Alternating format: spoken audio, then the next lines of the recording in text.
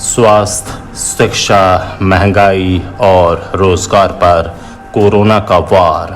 Corona ने सिर्फ लोगों की सांसें ही नहीं छीनी, उनकी आस भी छीन ली। नमस्कार, आज़ाद सिपाही में आपका स्वागत है। मैं हूं राकेश सिंह। हमारा देश 1947 में आज़ाद हुआ। उस वक्त लोगों की प्राथमिकता में रोटी, कपड़ा और मकान था। राजनीति का मुद्दा भी इन्हीं तीनों के इर्द गिर्द घूम रहा था। लेकिन उसके बाद विकास का पहिया भी धीरे धीरे घूमने लगा। समय के साथ लोगों की प्राथमिकताएं भी बदलती चली गईं। देश के विकास की गाड़ी में चार पहिए और जुड़ गए। अच्छी स्वास्थ्य सुविधा, अच्छी शिक्षा, रोजगार और महंगाई पर नियंत्रण, ये चार बुनियादी ज़रूरतें बन गईं। बदलती प्राथमिकताओं के साथ इन्हीं मुद्दों पर राजनीति भी होने लगी। ये हमारा दुर्भाग्य है या षड्यंत्र की व्यवस्था ध्वस्त होने लगी। कोरोना संक्रमण और लॉकडाउन ने विकास के चारों पहियों को हिलाकर रख दिया। आज़ादी के बाद से ही देश की 130 करोड़ जनता स्वास्थ्य, शिक्षा, रोजगार और महंगाई से त्रस्त है। मौजूदा परिस्थिति ने इस जख्म को नासूर बना दिया। राजनेता देश के आगे बढ़ने का दावा तो करते रहे, लेकिन कोरोना महामारी ने ये दिखा दिया कि इसकी बुनियाद कितनी कमज़ोर थी। साथ ही स्वास्थ्य, शिक्षा, रोजगार और महंगाई के भविष्य का आकलन करने में भी सिस्टम नाकाम रहा है।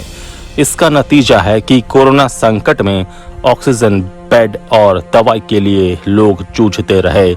अस्पताल से लेकर शमशान तक लोगों को परेशानियों का सामना करना पड़ा। शिक्षा व्यवस्था चौपट हो गई, लाखों लोगों का रोजगार छिन गया। पेट्रोल, डीजल से लेकर खाद्य सामग्री के दाम आसमान छू रहे हैं। कोरोना संक्रमण ने सिर्फ लोगों की सांसें ही नहीं छीनी, उनसे उनकी आस भी छीन ली है। मौजूदा परिस्थिति में विकास के चार पहिए स्वास्थ्य, शिक्षा, रोजगार और महंगाई का विश्लेषण करती आज़ाद सिपाही के विशेष संवाददाता राहुल सिंह की ये रिपोर्ट। एक पुरानी कहावत है, हेल्थ इज वेल्थ। ये सच्चाई भी है। स्वास्थ्य ठीक रहेगा तभी शिक्षा, रोजगार और किसी अन्य जरूरत को हम पूरा कर पाएंगे। अगर स्वस्थ ही नहीं रहेंगे तो कुछ भी नहीं कर पाएंगे। इसलिए हर इंसान पूरी उम्र स्वस्थ रहना चाहता है, लेकिन इस बार कोरोना संक्रमण ने लोगों के स्वास्थ्य पर ही हमला किया। पूरे देश में अभी भी 4,54,118 एक्टिव केस हैं। झारखंड में 532 एक्टिव मामले हैं। मौत का आंकड़ा देखा जाए तो झारखंड में कुल 5,118 लोगों की मौतें हुई हैं। वहीं देश में अब तक 4,08,040 मौतें हुई हैं। कोरोना की दूसरी लहर भयावह रही। इसने स्वास्थ्य व्यवस्था की सारी पोल खोल दी। भारी संख्या में लोग खराब स्वास्थ्य व्यवस्था के कारण मौत के शिकार हुए। झारखंड समेत पूरे देश में ऑक्सीजन की कमी को झेलना पड़ा। ऑक्सीजन के लिए लोग दर दर भटकते रहे। अस्पतालों में बेड की कमी हो गई। देश हो या राज्य, आबादी के अनुसार स्वास्थ्य सेवा लोगों को उपलब्ध नहीं है। देश की आधी आबादी की सही अस्पताल तक पहुंच नहीं है। किसी भी देश की बुनियाद शिक्षा और रोजगार पर टिकी होती है। देश अगर भारत जैसा युवा हो तो ये उसके लिए भी जरूरी हो जाती है। सभी अभिभावकों की यही अभिलाषा रहती है कि उनके बच्चे पढ़ लिख कर अच्छी नौकरी कर पाएं। ये कहना गलत नहीं होगा कि देश की स्वाधीनता के समय से ही सरकारों ने शिक्षा के प्रसार पर बहुत अधिक ध्यान दिया।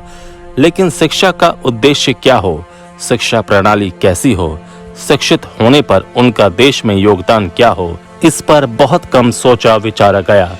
परिणाम ये हुआ कि शिक्षित बनाने की मशीन तो बनकर तैयार हो गई, लेकिन शिक्षित होकर लोग बेरोजगारों के कतार में आकर खड़े हो गए। अगर आज की बात की जाए तो ये सत्य है कि कोरोना ने शिक्षा और रोजगार पर सीधा प्रहार किया है। संयुक्त राष्ट्र शैक्षणिक, वैज्ञानिक और सांस्कृतिक संगठन की रिपोर्ट के अनुसार कोरोना महामारी से भारत में लगभग 32 करोड़ छात्रों की शिक्षा प्रभावित हुई है, जिसमें 15.81 करोड़ लड़कियां और 16.25 करोड़ लड़के शामिल हैं। छोटे निजी स्कूल बंद हो रहे हैं तो सरकारी स्कूलों में सुविधा के अभाव में बच्चों की पढ़ाई बंद है। 75 लाख लोगों की नौकरी गई। लोगों को बुनियादी ज़रूरतों को पूरा करने के लिए रोजगार की ज़रूरत होती है। वो कमाएंगे तभी खर्च कर पाएंगे।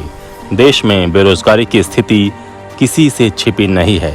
एक तो पहले से युवा बेरोजगारी का दंश झेल रहे हैं। केवल झारखंड की ही बात करें तो सरकारी आंकड़ों के मुताबिक 7 लाख से अधिक बेरोजगार युवा हैं। जो युवा काम कर रहे थे, कोरोना काल ने भारी संख्या में उन्हें भी बेरोजगार कर दिया।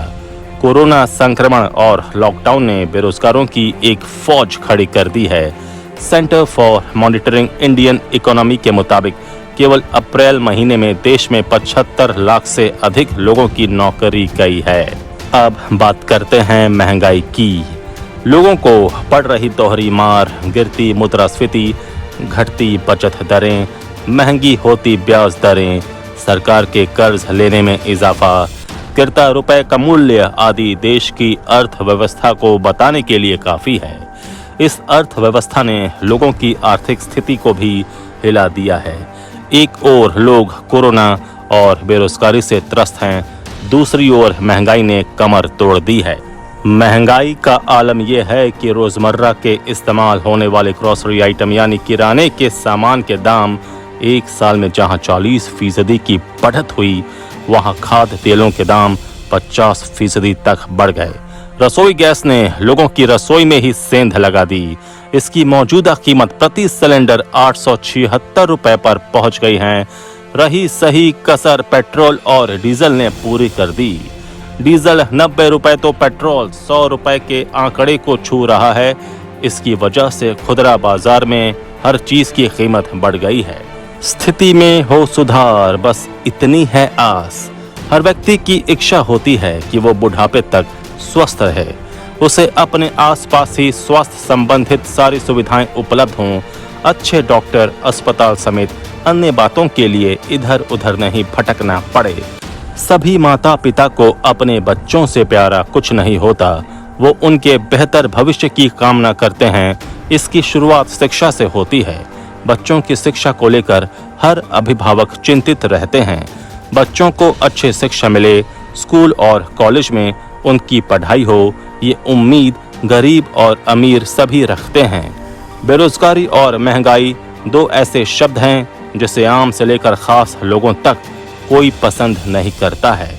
अर्थशास्त्र में महंगाई को बुरा नहीं माना जाता है, बशर्ते वो एक सीमा में हो और रोजगार की स्थिति उसे समर्थन करती हो।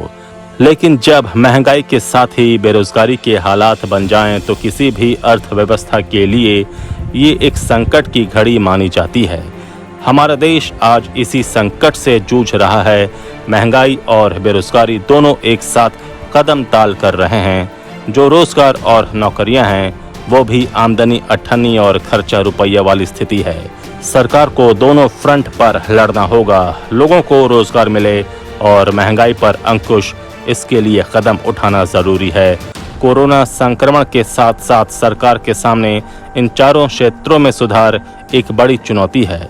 लोगों की तो बस इतनी है आस कि स्थिति में हो सुधार। आजाद सिपाही में अभी इतना ही। आप हमारे इस YouTube चैनल को जरूर सब्सक्राइब करें। धन्यवाद।